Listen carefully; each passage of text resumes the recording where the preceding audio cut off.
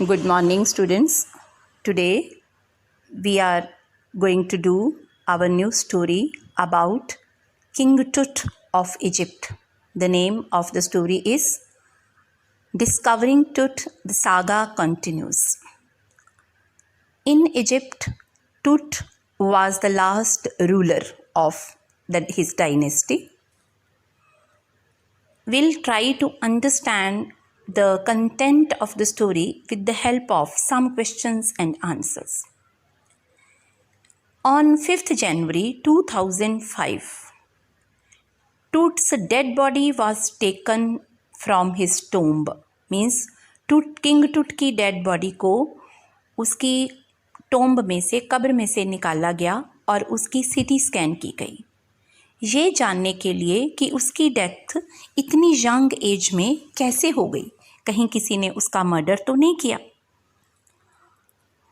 उसकी dead body को scan करने के लिए उसमें से पहले सारी डस्ट लेयर्स हटाई गई और जब उसकी डेड बॉडी को निकाला गया तो जो एनवायरनमेंट था, जो एटमॉस्फेयर था, वो बड़ा स्कैरी, हॉरिबल सा हो गया। ऐसे लगा कि जैसे नेचर भी ये लाइक नहीं करती कि उस किंग टूट की डेड बॉडी को निकाला जाए। किंग टूट अपने टाइम पे एक बहुत अच्छा रूलर था, लेकिन उसकी डेथ उसकी टीन एज में ही हो गई थी। पीपल उसको परोहा का बुलाते थे। अब उसकी डेड बॉडी को निकाला गया, कॉफिन में से डेड बॉडी निकाली गई और फिर उसको स्टडी किया गया। अब कुछ लोगों ने उसके बारे में क्या किया, कहा कि वो परोहा की इस डेड बॉडी को निकालकर स्टडी करना, कुछ लोग जो साइंटिफिक व्यू वाले लोग थे उन्होंने तो कहा था इट इज़ राइट, लेकिन जो जनरल पब्लिक थी उन्होंने इसको लाइक नहीं किया था। लोगों ने ये कहना शुरू कर दिया कि परोहा का कर्ज पड़ेगा, क्योंकि लोगों ने, साइंटिस्ट्स ने उसकी डेड बॉडी को उसके रेस्टिंग प्लेस में से बाहर निकाला, पर इस बात को साइंटिस्ट्स ने इग्नोर कर दिया। जब उसकी डेड बॉडी को निकाला गया तो वो बड़ी पुअर कंडीशन में थी और उसके बाद सबसे पहले 1920 में कार्टर ने उसकी डेड बॉडी को निकाला था। और जो कार्टर था, हॉवर्ड कार्टर, वो एक ब्रिटिश आर्कियोलॉजिस्ट था और उसने उसकी डेड बॉडी को स्टडी करके ये जानने की कोशिश की कि उसकी डेथ कैसे हुई।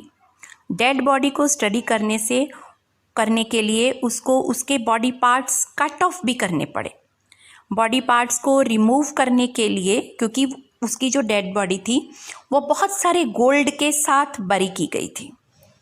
ये उस समय का ट्रेडिशन था और गोल्ड को हार्ड हो गया, गोल्ड और बॉडी भी, डेड बॉडी भी हार्ड हो चुकी थी। उनको सेपरेट करने के लिए बॉडी के पार्ट्स को कट ऑफ किया, जिसे फिर पब्लिक ने डिसलाइक किया। इस बात के लिए पीपल हेटेड हॉवर्ड कार्टर कि उसने परोहा की डेड बॉडी को कट किया।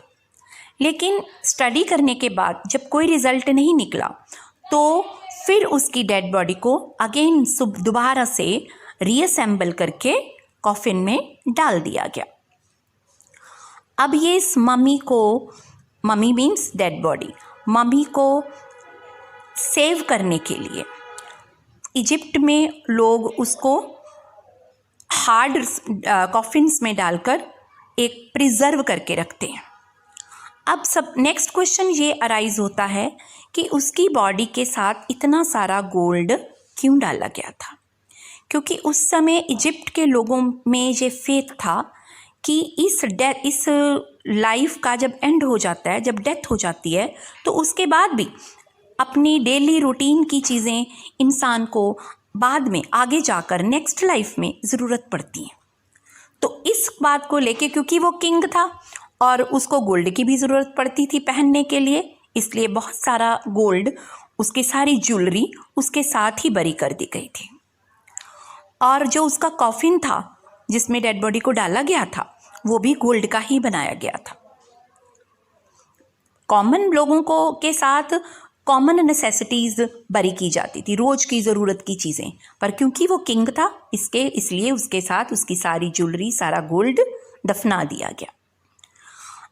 अब उसके बाद नेक्स्ट क्वेश्चन ये आ जाता है कि किंग टूट की टॉम्ब का स्पेशल पार्ट क्या था, क्योंकि टॉम्ब जो वो रिचेस्ट टॉम्ब थी किंग टूट की, क्योंकि उसमें बहुत सारा गोल्ड था, और मोर ओवर उसकी डेड बॉडी को डिस्कवर करना, डिस्कवरिंग टूट टाइटल ही बता रहा है ना हमको, करना एक बहुत बड़ा क्वेश्चन मार्क था, क्योंकि उसके बाद कोई भी इजिप्ट का, उनकी डायनेस्टी का रूलर ही नहीं बना था।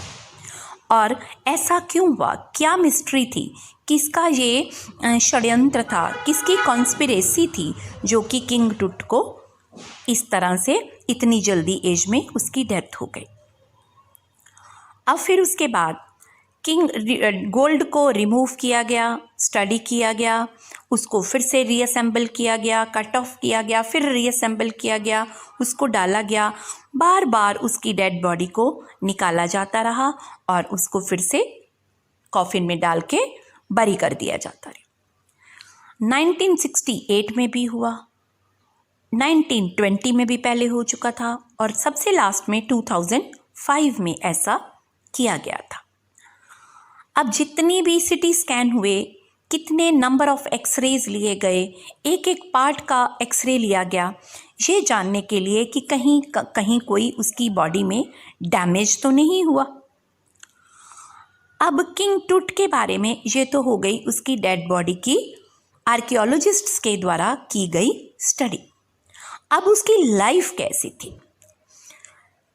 किंग टूट जो है वो अपने फादर का किंग टूट अपने फादर के बाद जब रूलर बना, तब उसने अपने फादर के द्वारा गॉड अमून के टेम्पल्स को डिस्ट्रॉय जो कर दिए थे, उसके फादर ने उनको रीबिल्ड करवाया था।